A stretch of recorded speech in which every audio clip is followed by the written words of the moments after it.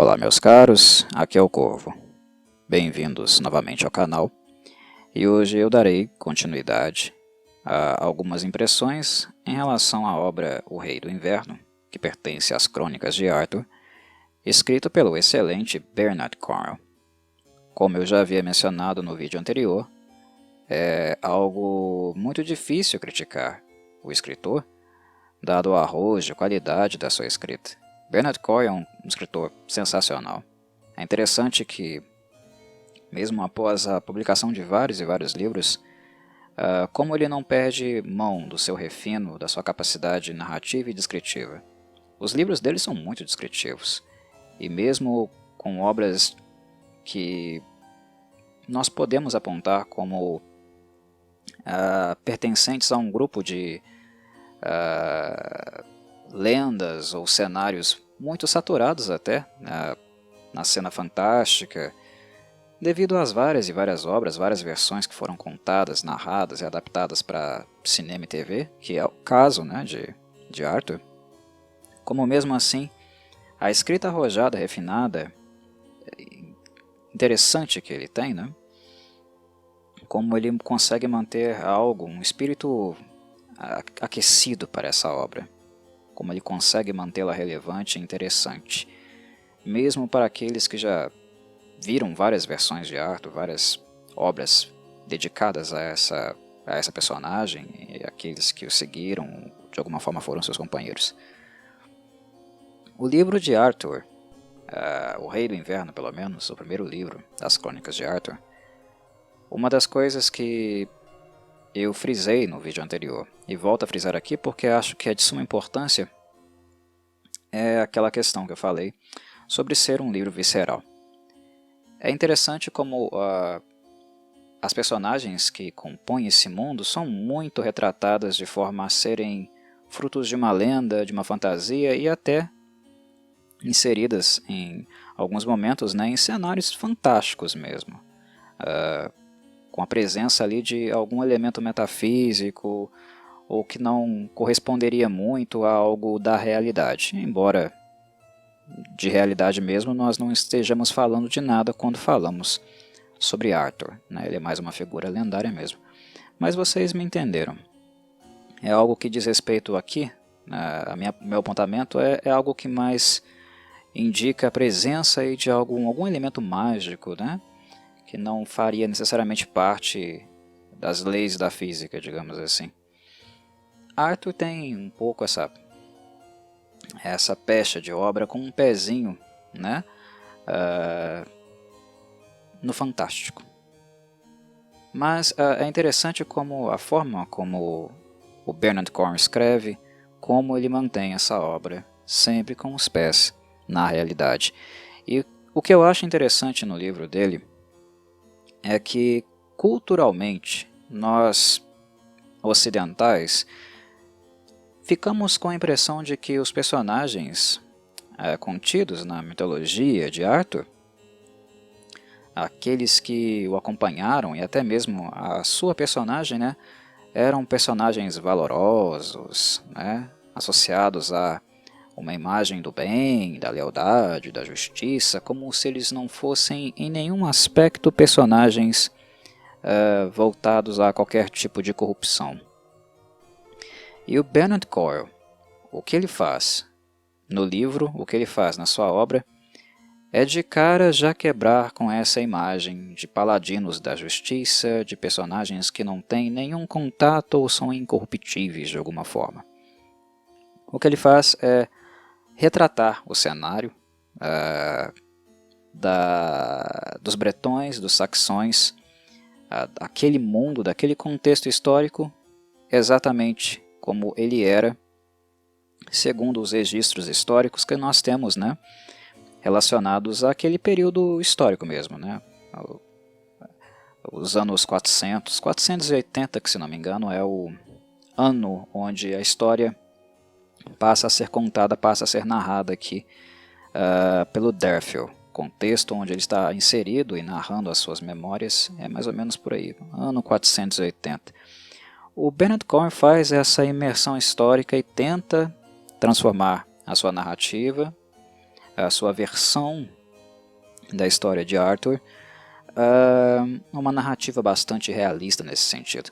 Isso implica que os costumes daquela época serão retratados por ele da forma como eles eram, ou seja, né, muito voltados ao barbarismo. Volto a repetir, como é bárbaro, como é grotesco, desolador e violento, né, o contexto histórico expresso aqui. É claro que nós lidamos com monarquias, nós lidamos com contextos bélicos, de profunda desigualdade social. Então, obviamente, nós estaremos lidando aqui com cenas bárbaras, né? É algo inevitável quando falamos disso. Mas é interessante como o autor ele não dá um passo atrás no sentido de revelar como era realmente aquele cenário, como era a cultura expressa ali e como viviam imersos na maior barbaridade que vocês possam imaginar. É um cenário realmente negro, cruel e bastante sem esperança para a maioria das pessoas, né? Para os plebeus, os menos, digamos, afortunados, que no caso, obviamente, é a maioria das pessoas, né? Mesmo aqueles considerados afortunados, que são os personagens que são descritos nesse trecho do livro, né, que são aqueles que foram selecionados por Merlin para viverem, comporem, né, o cenário da sua casa, né, de Innis Withering. Mesmo aqueles considerados um pouco mais afortunados do que os demais, vivem em condições bárbaras e têm uma história de vida, né, bastante trágica.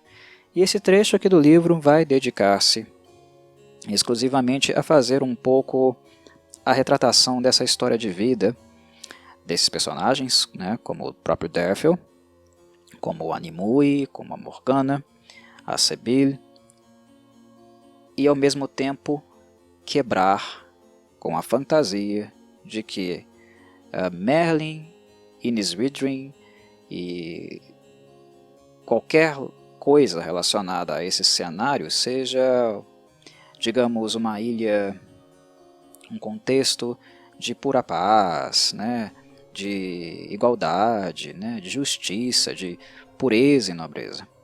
Não há personagens puros no livro de Bernard Cornwell. O cenário é um cenário de violência. É um cenário onde essas personagens são retratadas de acordo com a mentalidade, com os costumes daquela época, daquele cenário, de como era e se organizava os bretões daquela época e os conflitos que eles tinham com os saxões. É basicamente isso.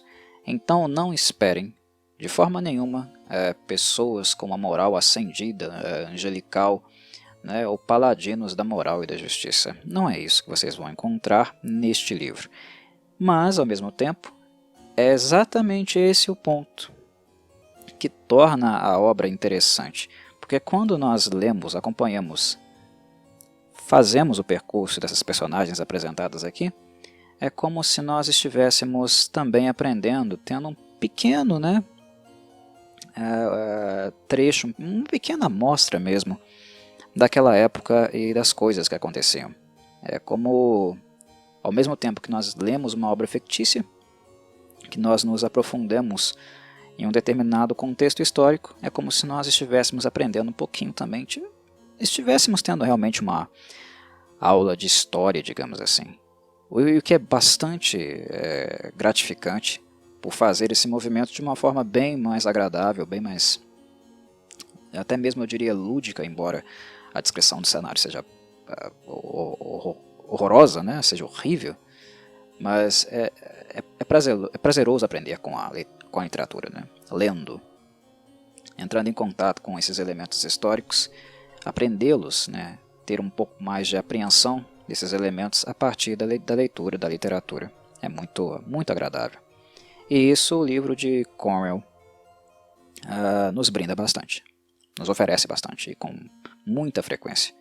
É um sujeito bastante erudito, que traduz muito bem o conhecimento que ele acumulou das leituras que certamente ele fez na sua ficção.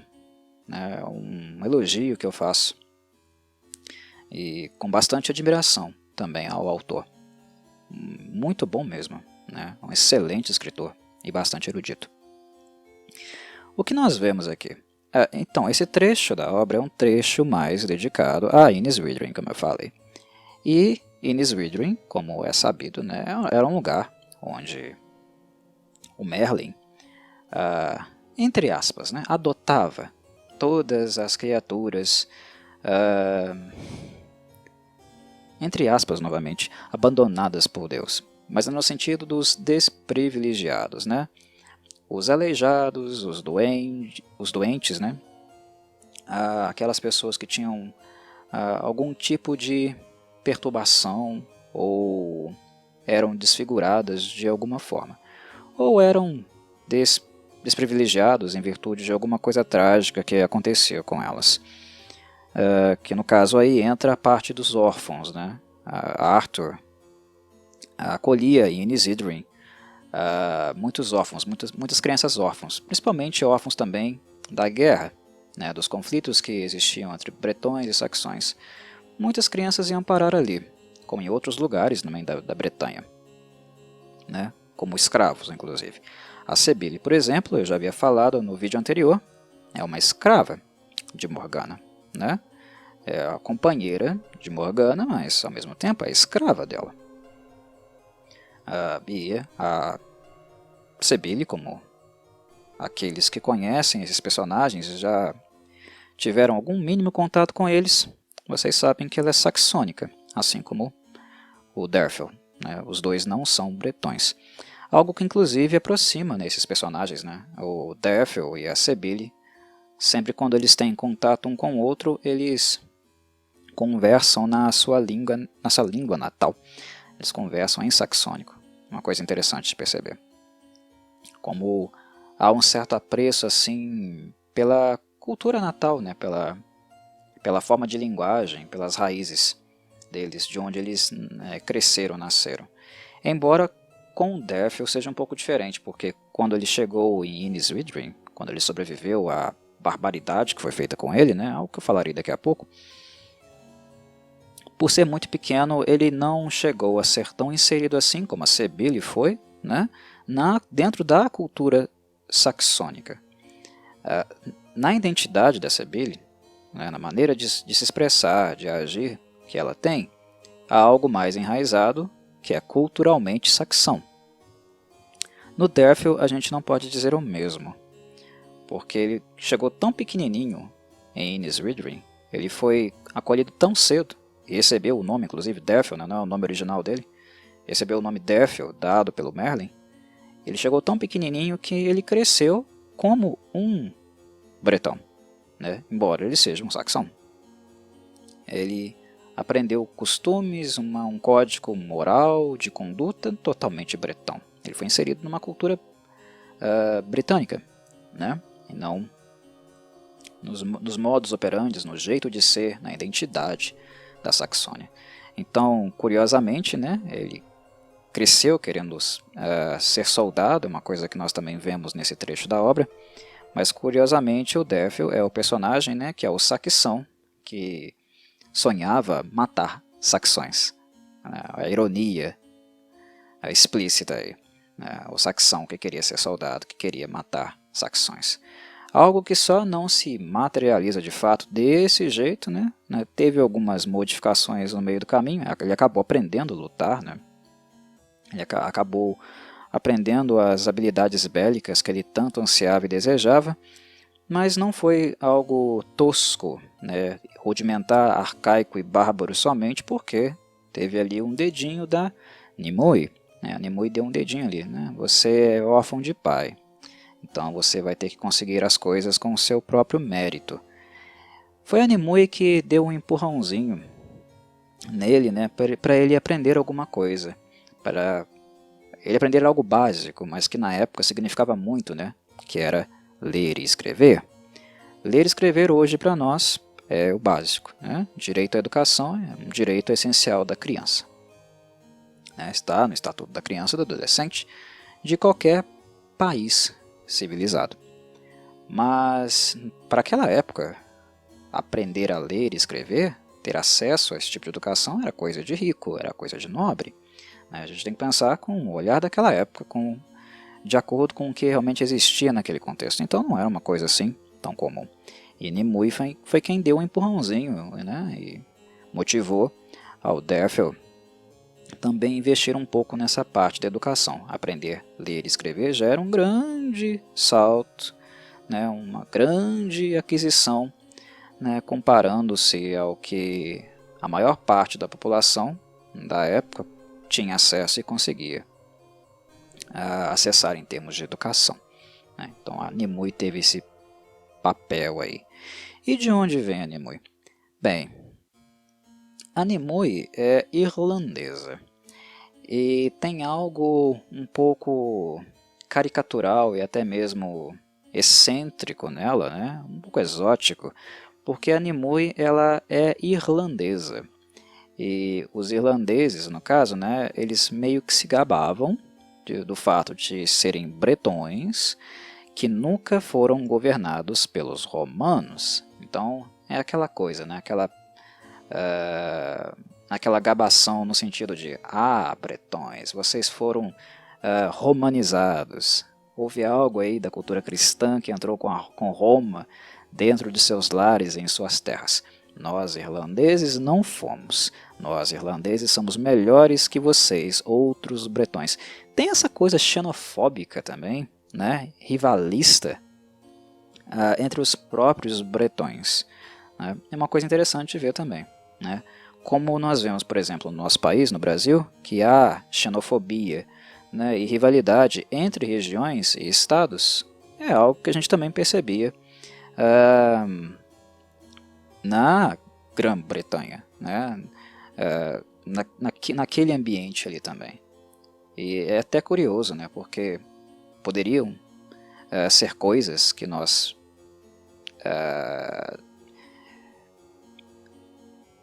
poderíamos ter superado isso, né? Olha a distância dos momentos históricos, né?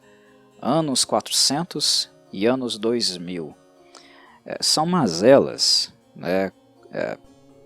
Coisas absurdas e estúpidas que nós poderíamos ter superado e não fomos capazes, mesmo com quase 2 milênios, né, tendo se passado. É uma coisa que se mantém até hoje, infelizmente. Mas existia essa rivalidade entre os próprios bretões, né? Os povos, as tribos, eram meio que hostis entre si, havia xenofobia e preconceitos, uma coisa que aflorava, pulsava constantemente, mas era algo que só perdia em termos de ódio, né, para os povos que eram realmente os rivais, né? O meu vizinho é meu inimigo, mas o inimigo do meu o vizinho, se ele, no caso, o inimigo dele for o mesmo que o meu, o vizinho, no caso, poderia ser um parceiro, digamos assim, né? Ter um inimigo em comum faz de inimigos próximos, né? Rivais próximos, aliados temporais, digamos assim. E na Grã-Bretanha tinha coisas nesse sentido, costumes como este, né? Quando a gente fala em Uther, né, no Rei Supremo, a personagem que eu cheguei a mencionar lá no primeiro vídeo, a gente não está falando de um rei que governa um reino totalmente pacificado. Monarquias são ambientes caóticos, porque a opressão, o totalitarismo, o autoritarismo são maneiras, né, modos de governar constantes e extremamente, né, violentos e opressores, e que criam muitas desigualdades também. Quando a gente fala de monarquia, a gente nunca fala de um ambiente pacificado, a gente sempre fala de conflito e tensão, né? Então tem tensão entre os próprios pares, né? E tem a tensão com os povos rivais. No caso aqui, o principal acento do momento é os bretões e os saxões. E Nimue é uma irlandesa, né, que acabou ficando órfã, foi parar em Niswydrin, né, como uma criança órfã, dos vários e vários dezenas de órfãos que o Merlin acolhe lá, né, e também dos aleijados, dos deformados, todos que ele abriga em Niswydrin, dá a eles uma morada. Mas isso significa que o Merlin é santo, né? Que o Merlin é uma figura suscetível à santidade ou algo assim, né? Um santo homem? Claro que não. A cultura, os feitos do Merlin, né? A atividade dele basicamente é a atividade de um druida. Ela é muito voltada, né, para as crenças que ele possuía, né, as próprias filosofias religiosas que ele tinha. Ele é um druida, né, então ele acredita em alguns costumes druídicos, mais voltados para a previsão do futuro, leitura do futuro, né, feitiçaria e coisas do tipo, né. Muitas dessas crianças acabavam tornando-se discípulos dele, aqueles que ele identificava, né, ou verificava alguma propensão para serem seus estudantes e servos. E a primeira coisa que a gente nota, né, que o Merlin gostava mais de servas do que servos. E é um ponto claramente importante do livro e também estarrecedor, né, devido ao grau de explícito que essas coisas são apresentadas, que a pedofilia era uma das coisas que também fazia parte, né, dos feitios do Merlin. Muitas crianças novinhas, quando chegavam na puberdade, iriam parar na cama desse velho safado, né? Merlin era um pedófilo, mas quando nós avaliamos a época, vemos a época em questão, não é algo assim que surpreende, choca. É claro que isso é sempre chocante, quando nós pensamos, né, em um mínimo de civilidade, de dignidade, né, de justiça. Mas, como eu falei, é um cenário bárbaro. É um cenário que revela a barbaridade. E numa época como essa, nos anos 400, né, é importante a gente lembrar que o conceito de criança, como nós temos hoje em dia, né, ele sequer existia, né? Há poucos séculos realmente que as crianças passaram a ser percebidas como algo que não é necessariamente um pequeno adulto, porque antes disso, né, há 300, 400 anos, não tão longe assim se a gente pensar em período histórico, o conceito de criança sobre a criança enquanto mente, corpo, né, estágio maturacional, não havia estudos psicológicos, médicos, fisiológicos, sociológicos, filosóficos que caracterizassem, colocassem as crianças em um estágio do desenvolvimento e a parte do que é ser adulto, inclusive, né, necessitando aí de cuidados melhores, né, educação no caso, né, saúde, instrução. Não existia esse tipo de coisa, não existia esse tipo de percepção. Até poucos séculos atrás, as crianças eram consideradas mini-adultos. Mini-adulto não é ser criança. São dois conceitos diferentes. Tem um autor que fala muito sobre isso, né? Indubitavelmente um autor que fala muito sobre isso é o Philippe Arrier. Tem um livro dele, eu acho que eu até cheguei a mencionar em algum outro tópico, algum outro vídeo do canal, que chama A História Social da Criança e da Família. É um livro historiográfico que mostra perfeitamente esse movimento, né, de mudança. Como as crianças, o conceito de criança é muito recente, né, como eles antes eram pequenos adultos, né, mini adultos, e como a organização da família, o conceito de família também mudou com a passagem do tempo. E quando a gente está falando aqui em anos 400, criança não passa, né, não é nada além do que um mini adulto para aquelas pessoas.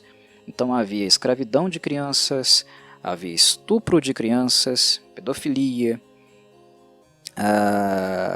né, a escravidão implica em trabalho infantil, né, eram dados a elas papéis completamente descomunais, violentos, brutais para o estágio de desenvolvimento que elas estavam. Enfim, é algo assim brutal, dramático, triste de ler, sabe? E dá nojo. Mas ao mesmo tempo é algo bastante assertivo do Bernard Cornwell quando ele faz isso, porque quando ele faz isso, como ele mostra como o Merlin acolhia as crianças, mas também se aproveitava delas para trabalho infantil, para pedofilia, ele desmistifica o Merlin como um homem santo, um homem puro, né, um mago da justiça e coisas assim. No livro do Cornwell, neste livro, volta a frisar, volta a enfatizar, não há personagens idealizados. Ele quebra com todas as idealizações que foram feitas em relação a esses personagens, né, do decorrer da história. Ele tira o aspecto Disney, o aspecto bonitinho desses personagens, e retrata esses personagens como eles realmente seriam, se eles fossem reais, se eles tivessem existido, na época em questão, nos anos 400, né, lá na Bretanha. Ok? Por falar na Nimue era uma das poucas crianças que cresceram e se tornaram, digamos, realmente atrativas, se comparadas com as outras crianças da época.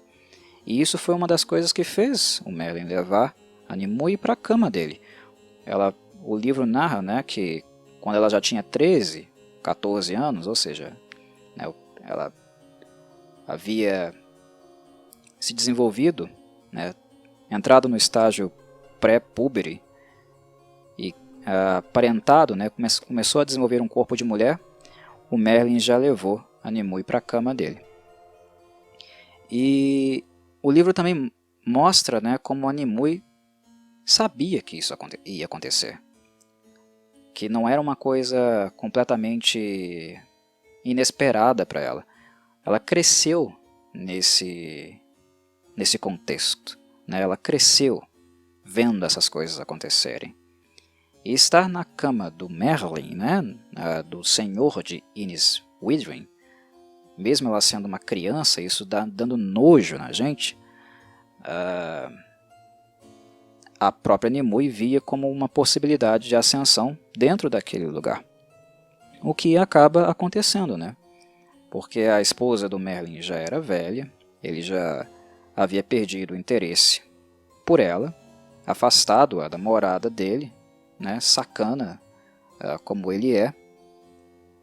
E a Nimue era novinha, né, bonitinha, e mesmo sendo criança, ela viu nisso também uma oportunidade de ascensão, né? Então é uma violência, é estupro, é pedofilia, mas tais conceitos não existiam naquela época e ao mesmo tempo era uma possibilidade, né, uma visão da personagem que, estando na cama dele, ela seria mais importante e teria uma vida mais confortável do que todas as outras crianças, né, que existiam ali em Innis Withering.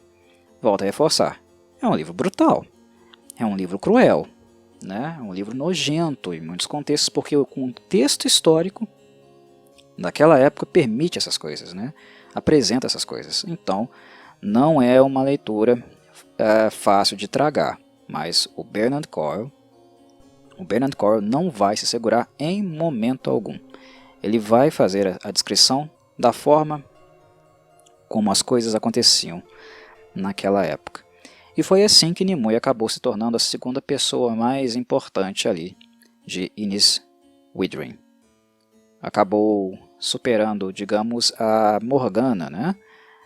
No caso, a Morgana não porque ela era atrativa e também ocupou em algum momento a cama do Merlin, como a Sebille ocupou.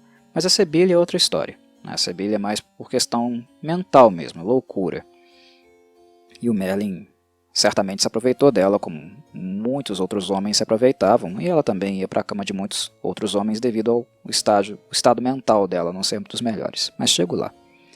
Mas a Morgana, no caso, ela era muito importante. Era a segunda pessoa mais importante de Innis Withering, até a Nimue, né, se tornar a companheira de Merlin, porque a Morgana sempre foi talentosa, com o aspecto da feitiçaria, da magia, da cura e coisas assim, né? Não à toa ela foi escolhida, né, para acompanhar, né, o parto do filho de Norina, né, do Mordred, que agora estão ali em Innis Withering, eles foram para lá. Não à toa ela foi escolhida, porque ela é extremamente habilidosa, tem muito conhecimento, e digamos que em termos de conhecimento, né, de transmissão de conhecimento, e trato com as crenças, né, com as feitiçarias e ofícios druídicos, ela foi a personagem, né, a figura que mais conseguiu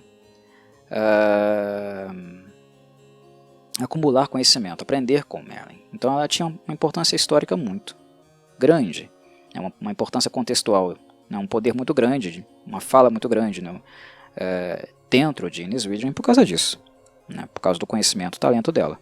Isso muda apenas quando Nimue se transforma, né, na queridinha do Merlin. E a história de Morgana também é retratada aqui, né? E como se espera de todas as pessoas que estão ali, é também uma história trágica, né? Morgana era muito bonita, antes dela ficar deformada, né? A parte esquerda do corpo dela praticamente foi toda queimada, e por isso ela usa aquela máscara, né? A máscara de ouro, que mais parece um elmo e tal. Antes disso acontecer com ela, era muito bonita, né? E devido ao fato de ser uma bastarda do rei Uther, que teve 4 filhos fora do casamento, né? A Morgana é uma das filhas, tem mais 2 moças e um filho, que no caso é o Arthur, né? O Arthur é o bastardo do Uther. Morgana, obviamente, mesmo sendo bastarda do Uther, é claro que ela atrairia interesses, né? O pai dela é um soberano, o pai dela era um monarca.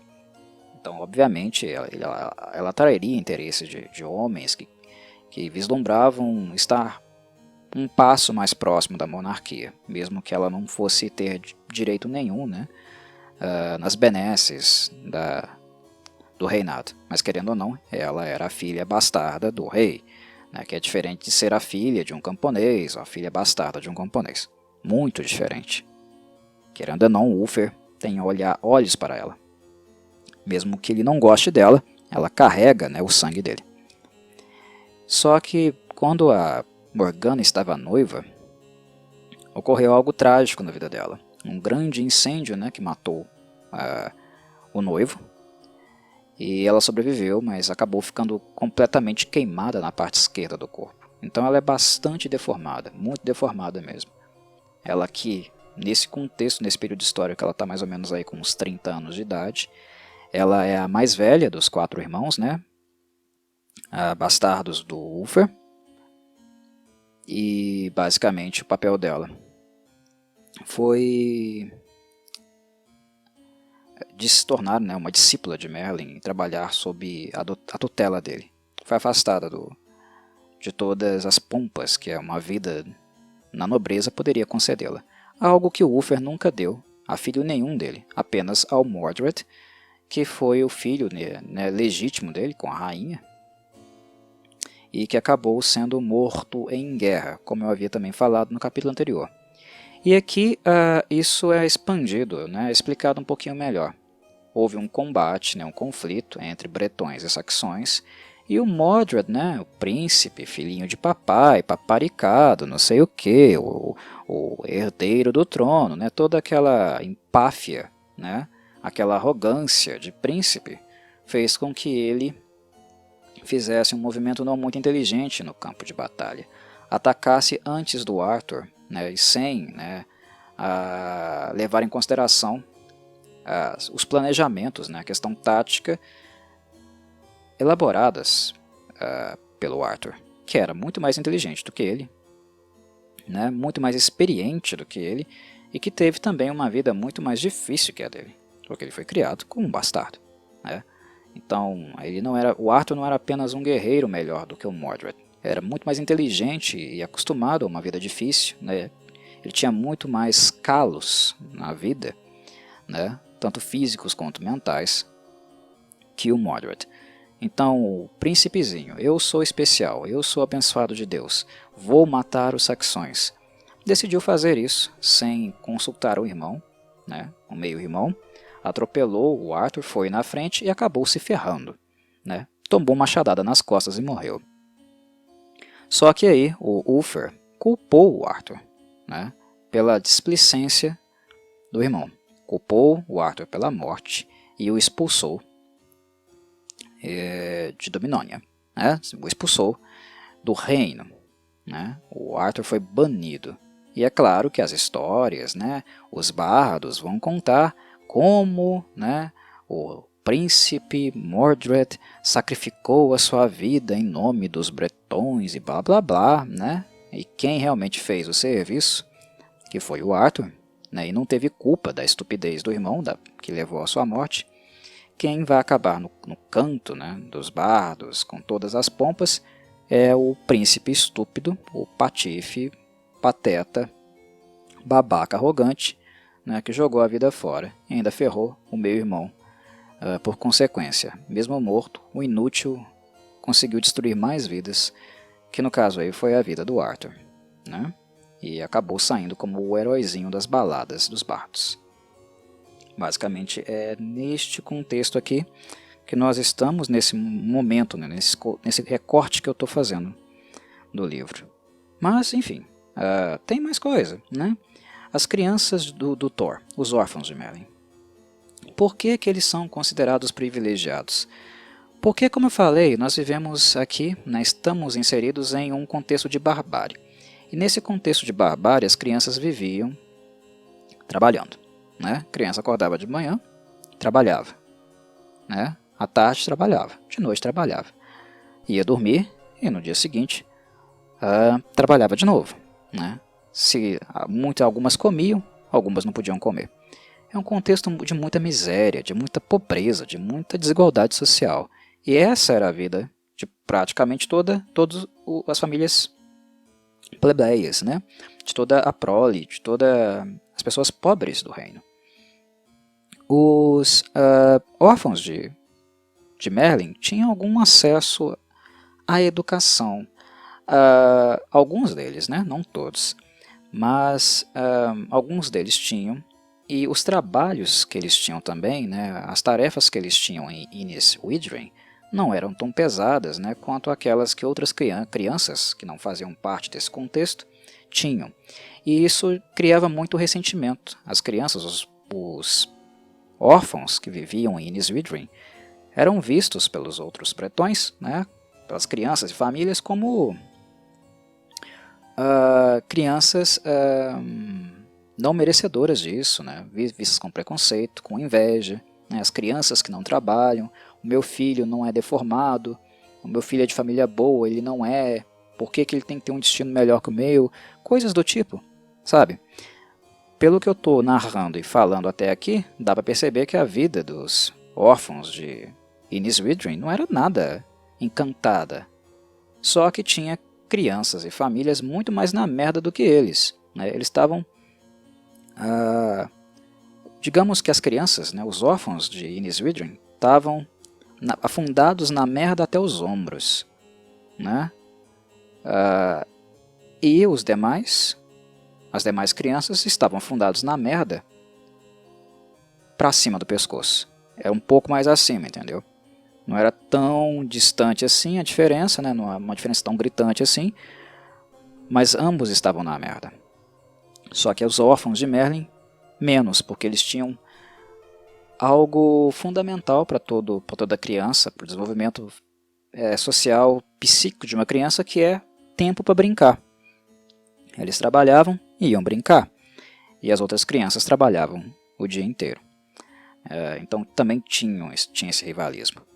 E um outro rivalismo que se mantém, que nós continuamos, né, observando aqui, nesse momento, é aquele relacionado a impactos, diferenças culturais, causados muito em virtude da presença de Norrena no reino, né, com seu bebê, né, o herdeiro de Mordred, também chamado Mordred, o bebê de pezinho torto, que está ali em Innis Withering. Quando a Norrena vai para lá, ela leva, né, todas as suas servas e muitas pessoas, né, que pertencem, né, a um eixo cultural, né, a um tipo de referência cultural, né, cristã. Isso também gera rivalismos, né, um clima bastante tenso ali dentro, porque a Norrena ela é bem pulso firme em relação aos princípios cristãos que ela defende, né, que são bastante diferentes daqueles que segue, prega e ensina o Merlin ali em Innis Withering. Ele não está ali, é bom lembrar que ele não está no lugar agora, ele não está nesse contexto, mas todos os órfãos, as crianças, né, as sacerdotisas, todo mundo que faz parte daquele contexto mantém a ferro e fogo os ensinamentos dele. Então há muitos conflitos ali também em virtude disso. Eles quebram um pau entre si, né, um tentando passar por cima do outro, conquistar um nível de fala, de poder, de influência maior, mas quando aparece, né, os cristãos, quando a coisa se mistura, né, as culturas se misturam, os conflitos começam a ficar um pouco mais direcionados. O livro fala um pouquinho sobre o druida, né, um anão, que é o chefe da guarda de Innis Withering, que inclusive a guarda é formada só por pessoas coxas, defeituosas, né, com problemas físicos. E como o druida, por ser um anãozinho, né, ele não ter crescido, o livro narra que ele não cresceu mais do que uma criança de 5 anos. Mas, em compensação, a fúria dele, né, o ódio dele é muito grande, o que torna ele, no caso, o chefe da guarda, a pessoa que protege, digamos assim, Innis Withering com seu pequeno exército, né, de deformados e tal. Tem cegos, surdos, coxos, personagens que são tudo isso ao mesmo tempo. Innis Withering é um lugar de órfãos, e ao mesmo tempo parece aqueles circos antigos, de bastante mau gosto, né? Mas era a única forma dessas pessoas ganharem algum dinheiro e conseguir viver, que eram os antigos freak shows, né? O circo de horrores, como era chamado. Grotesco, né? Muito indigno, né? Pessoas não terem possibilidade de viver dignamente, terem que se sujeitar, né? à zombaria, né? Ao riso alheio para conseguir umas merrecas para comprar pão. É muito triste a gente pensar em coisas assim, mas Innis Withering tem esse aspecto, né? É um circo, um freak show e também um orfanato. Mistura-se um pouco disso. Aí você coloca aí uma pitadinha, né, de cultura druídica, né, de crenças mais voltadas para elementos culturais pagões. E assim a gente tem aí basicamente o que era Innis Withering. E eles quebravam muito pau entre si, né? O Druiden, por exemplo, ele se ressentia por ser anão. E em quem ele ia descontar? Claro, nas crianças. Então ele vivia perseguindo as crianças, batendo nas crianças, né? Abusando delas. Inclusive o livro narra, né, um episódio que ele tentou levar Nimue para a cama dele, né? Tentou estuprá-la mesmo, né? E o Merlin acabou sentando o cacete nele por causa disso. Bateu nele pra caramba. Mas é esse tipo de ambiente que nós temos aqui. Não é um ambiente pacificado. Todos são irmãos, amiguinhos e tal. Nós somos uma família. Não. É um tentando passar por cima do outro, né? Se dar melhor do que o outro e conseguir algo melhor do que o outro. Porque na verdade eles não têm quase nada, né? Eles brigam, se degladiam por migalhas, né? É uma coisa bem grotesca de acompanharmos, né? E, obviamente, os órfãos, as crianças, eles têm ódio, né, nojo do druida. A maior parte das pessoas de Innis Idrim, na verdade, tem. Eu não falei sobre Sebille, né? Então vamos falar um pouquinho sobre ela. Sebille é a loira de Innis Idrim, né? Que é algo bastante incomum, né? Uma mulher de cabelos louros. E isso se dá porque ela, como eu falei, ela é da Saxônia, né? Ela é uma mulher saxônica. E ela chegou, né, ali como escrava, né? A guerra entre a Bretanha e a Saxônia acabou fazendo perdedores, né? A princípio, os saxões perderam mais do que os bretões, uma coisa que tem que ser mantido. Inclusive, nos confrontos, né, entre o Arthur, o seu irmão idiota Mordred, e a Saxônia, na Bretanha, o Mordred é cantado com glória, o príncipe que se sacrificou em nome da Bretanha. Mas quem realmente os saxões temem e sabem da história real é o Arthur, né? Porque foi o Arthur que derrotou os saxões. É o Arthur que era o grande guerreiro do combate, aquele que se distinguia, né? Que brilhava no momento de combate. Então o Arthur é respeitado pelos saxões. É ele a quem os saxões temem. Inclusive muitas pessoas na própria Bretanha, né, visualizam o Arthur como o rei, o possível rei que poderia salvar a Bretanha da desgraça, né? O Uther, o possível herdeiro Mordred, não é necessariamente as pessoas que os plebeus, né, as pessoas mais simples e que conhecem o dia a dia, conhecem o Arthur, as pessoas que realmente lutam por elas, né, apontam como seu digno sucessor. O Arthur é a esperança dali. Embora o Uther tenha o expulso, né, do reino e conte agora com o herdeiro de Norrina para assumir esse lugar. Mas enfim, a Sebille acabou se tornando escrava durante esses conflitos. E até ela chegar a Innis Idrim, ela passou por muitas mãos, e principalmente por mãos da infantaria. Os soldados atacaram, destruíram, mataram, e a Sebille foi estuprada por basicamente toda a infantaria. Ela foi tão estuprada por dias e dias e dias, por tantos homens, que isso acabou arrebentando com a mente dela. Ela enlouqueceu. Ela definitivamente ficou louca, né? Porque ela era constantemente estuprada. Um saía e o outro ia. Completamente cruel, bárbaro, né, o que fizeram com ela. Ela enlouqueceu. Quando ela chegou nas mãos da Morgana, o Derfel narra que a Morgana conseguiu curá-la, digamos, né, curar a sua loucura. Mas nós percebemos que não é uma cura total. Ficou marcas, né? O Derfel chega a narrá-la depois da cura, né, como uma mulher demente, mas não perversa. Mas ela tem marcas, né, efeitos colaterais dessa loucura, da mente dela que se rompeu. Ela nunca se recuperou totalmente, né? Então a história da Sebille é bem triste mesmo. Enfim. Ela também acabou desenvolvendo um comportamento compulsório em relação ao sexo. O Derfel narra, né, que ela passou a deitar-se com todos os homens. Quase sempre ela estava na cama de algum homem, mas não porque ela queria, segundo ele. Certamente ela deve ter conversado com ele, né? Ele está narrando aqui o que possivelmente ela disse para ele. Mas o Derfel diz que ela continuou se deitando com muitos homens, depois dos estupros, né? Por receio, talvez, de perder o interesse no sexo. Algo estranho, né? Mas é o que, de fato, o Derfel narra aqui.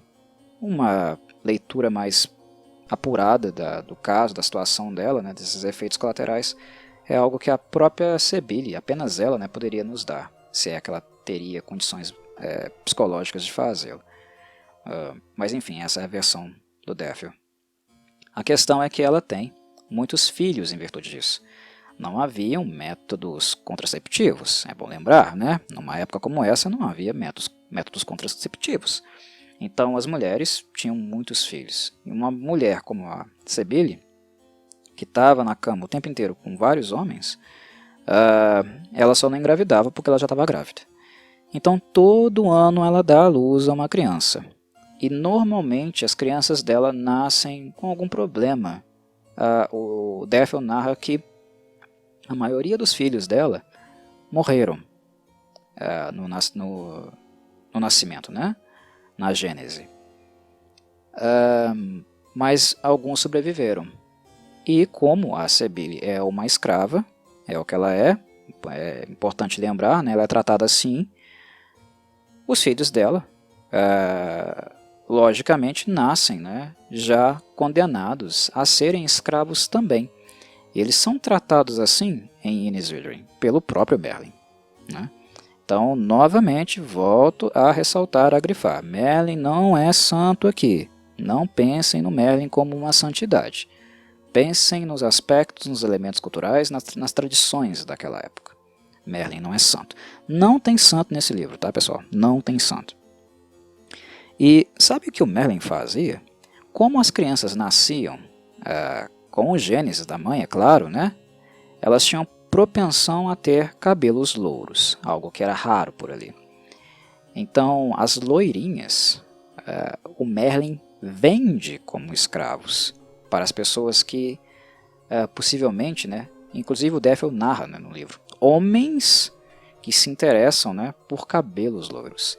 Olha que coisa medonha, que coisa abjeta, né? O Merlin vende como escravo, como escravas, as crianças, as filhas e filhos louros de Cybele.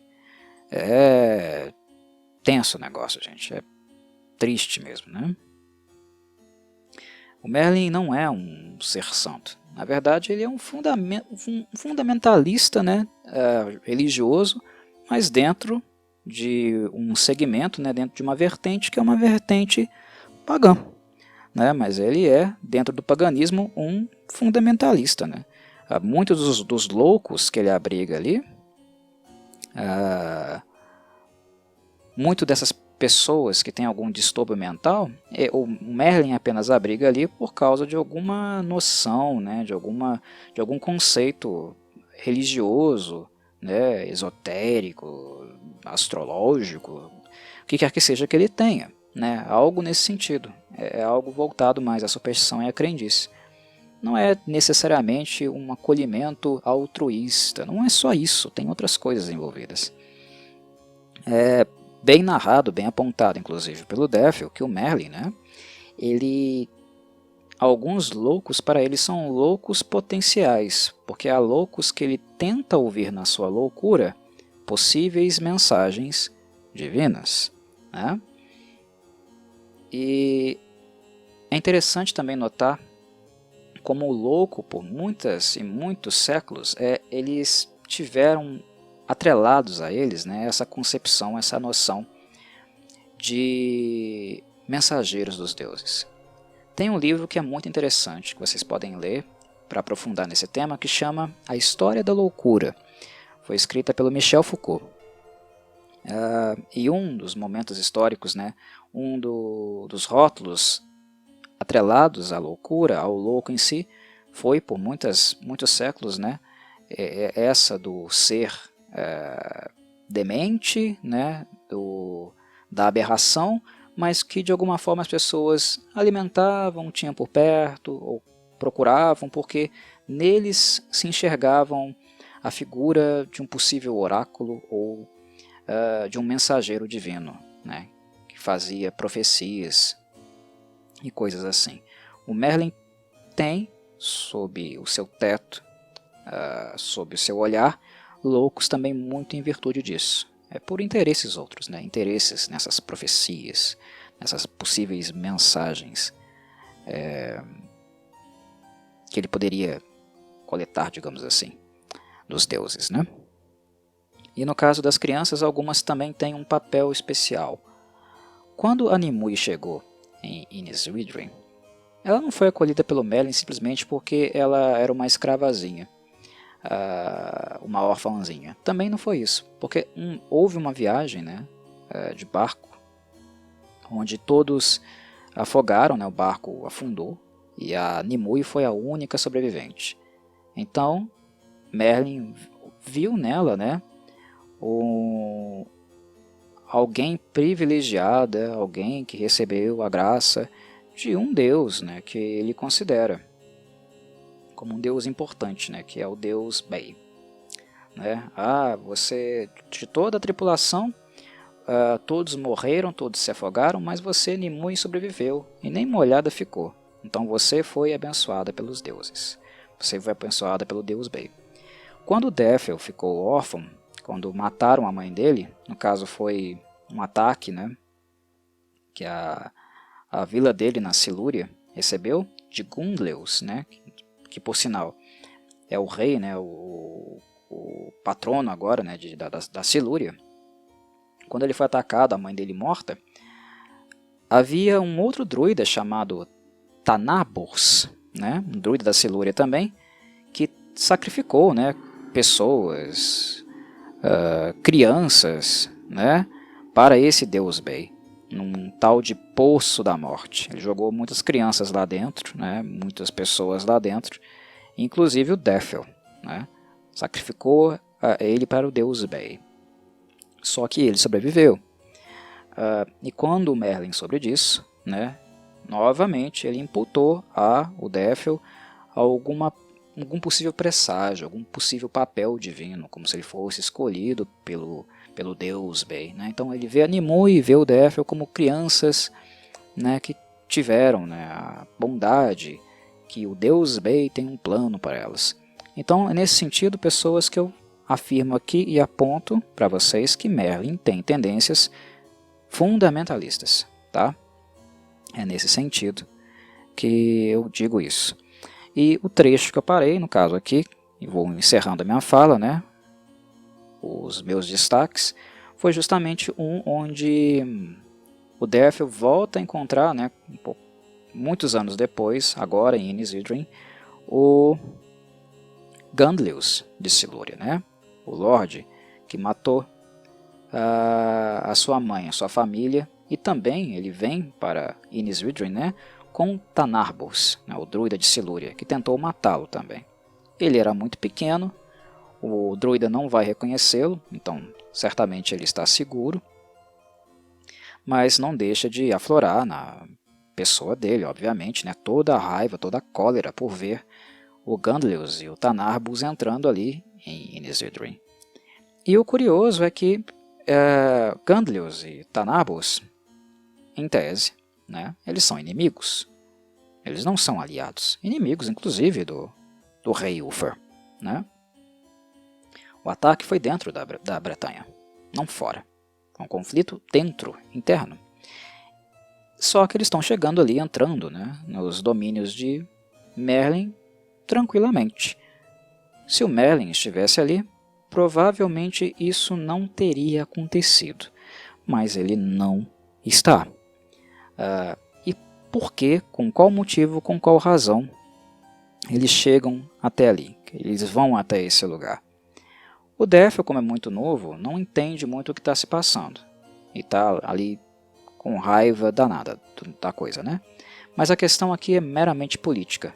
Norina, né, é a mãe do herdeiro do reino de Mordred, do bebê que será o futuro rei, né, de Dominónia. E ela está viúva, certo? Né? O Mordred, pai, não morreu, ela não está viúva. Então casar a Norina com um inimigo é uma forma de tornar um inimigo um aliado. Então é um matrimônio arranjado, né, mas que é uma mera aliança política, de aumentar a expressão do seu poder, né, o seu domínio, através do matrimônio, casando, né, filhos ou parentes entre governantes que são, teoricamente, né, inimigos. Eles guerriam entre si com interesses de conquistar o que o outro tem. E quando há um casamento arranjado, digamos assim, entre os inimigos, os filhos dos inimigos ou parentes dos inimigos, é uma forma de aproximação e de união, né, desses poderes, digamos assim. Então, casamento arranjado aí, que está se desenhando nesse momento. Há uma viúva, e nesse sentido, o Uther, claro, está tendo aí um papel de tornar um inimigo um potencial aliado e aumentar aí o seu poder, no caso. Mas bem, creio que já falei demais. O tópico foi bastante longo, não esperava falar tanto assim, mas a fala fluiu, a oratória fluiu. Espero que tenham gostado, que tenha sido satisfatório, e nos encontramos num próximo vídeo. Um abraço a todos e saudações Corvides.